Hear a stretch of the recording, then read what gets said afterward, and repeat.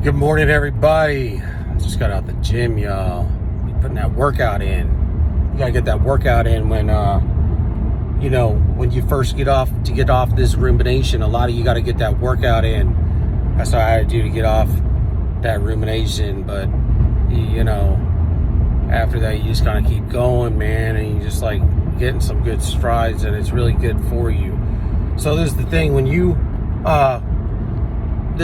wake up, and if you want to know like how you have leveled up, one of the main ways of knowing that you've leveled up is first of all, you usually go through a period of time where you've been with other narcissists and stuff like this, like you have this time. But what woke you up this time is to I think what I've realized is it's to the level of betrayal that you deal with, and you deal with the sadism and how they're malignant, meaning they come at you every day with the same stuff, and they just get harder with it, and you just kind of continue try to care for that person, you know what I'm saying?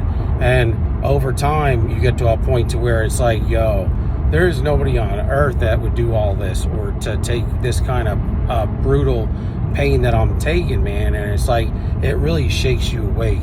And it's that right there causes you to level up. And I'll tell you why, is because what happens to you is you start to realize that, first of all, there's people out here that are not like us at all, okay?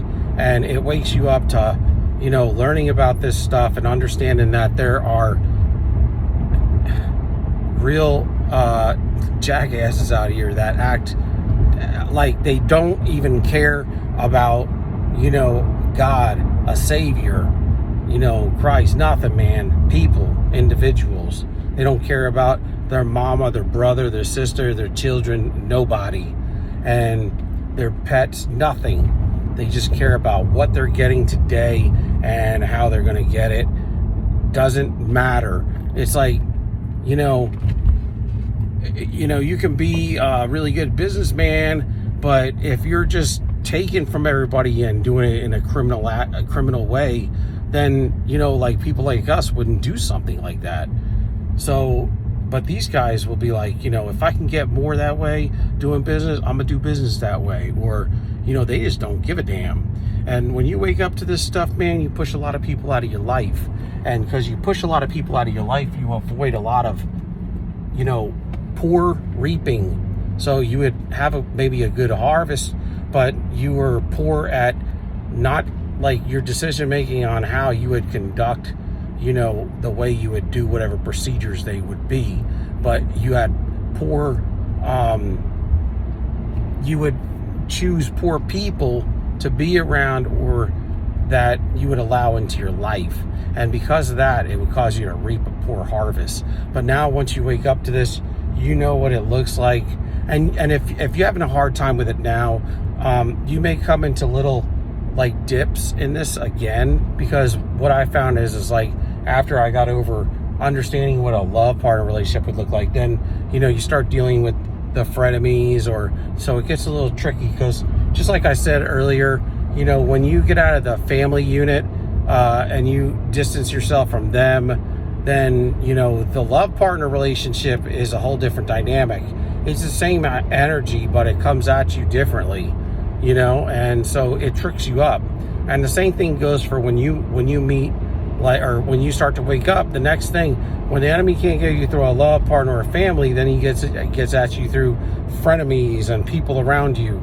And I talked on this like a week ago, and people were talking about how it's like the Matrix, and all these like Mr. Smiths, they just like in the movie Matrix, if y'all seen that movie, it's like there's like every time like Mr. Anderson would like get somewhere where he was doing something, then a bunch of these guys, these people in the city or whatever, just turn into a bunch of Smiths.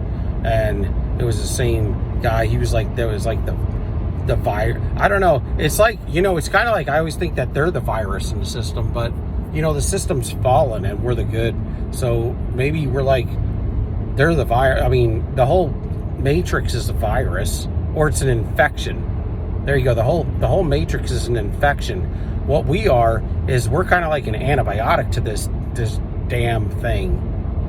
And I call it damn thing because it's fallen and damned already. It's not the same creation God originally created it for, you know? And so it's in a judgmental state. It's in a judgmented state, this world, this earth, right? And everything in it is under judgment. And I never said that before. It's pretty good.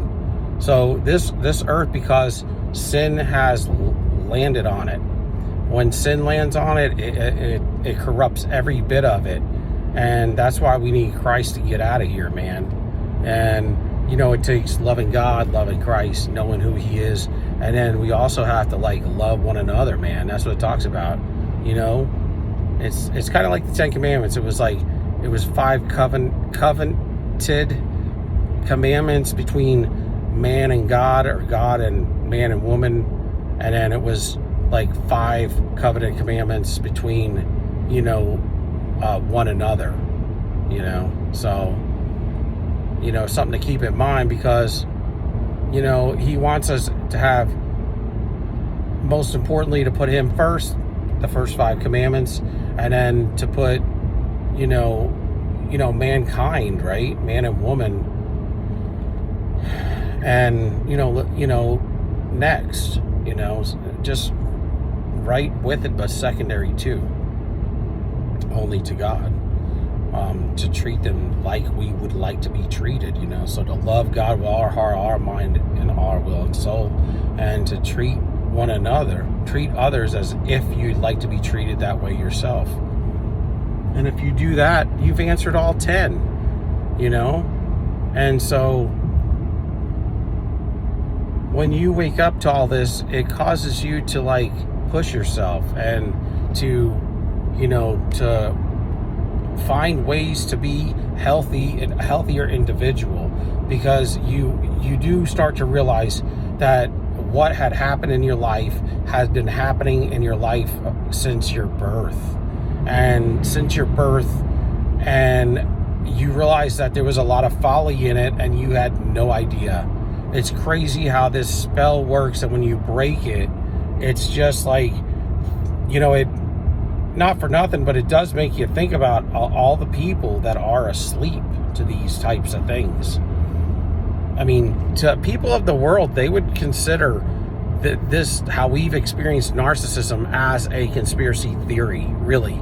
If you were to explain it to them in depth and detail exactly how it is, they wouldn't believe you. And that's how all conspiracies kind of are. And that's why don't like spite like those things, because like they are, for the most part, most all of them are the true news in the world.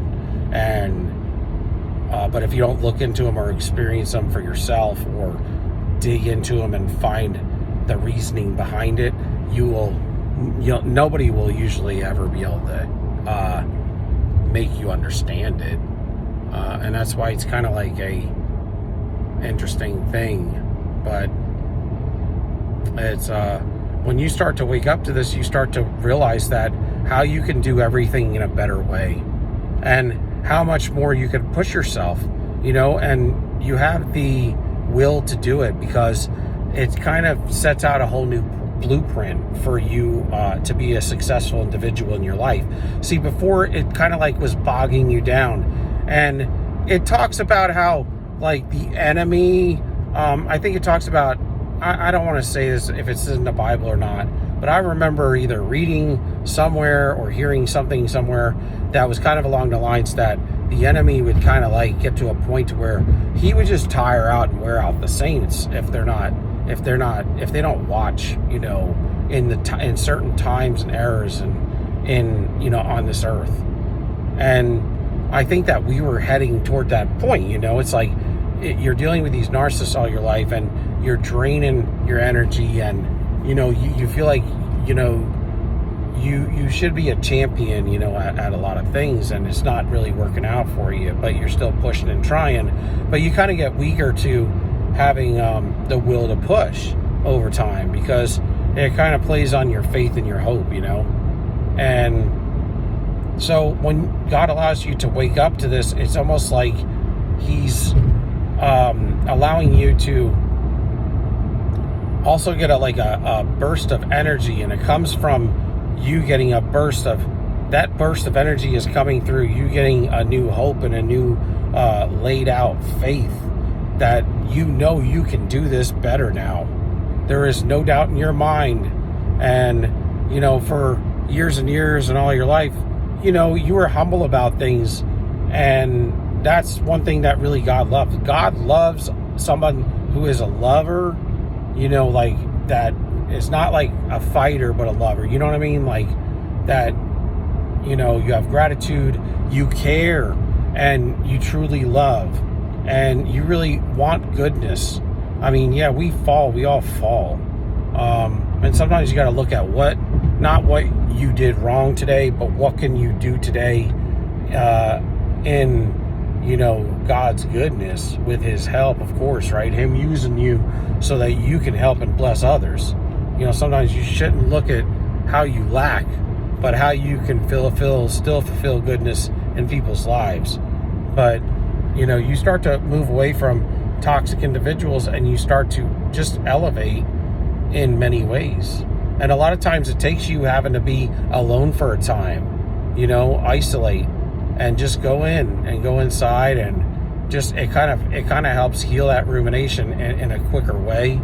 And it gives you a lot of firm groundedness and grounded independence in yourself. And it's good. It depends on what you're doing too. You want to be focusing. Generally speaking, we focus on reading the word, meditating, and focusing on eating well and exercising, and then trying to find out who's toxic in our life, get them out of our life, and see what kind of where we've been ensnared.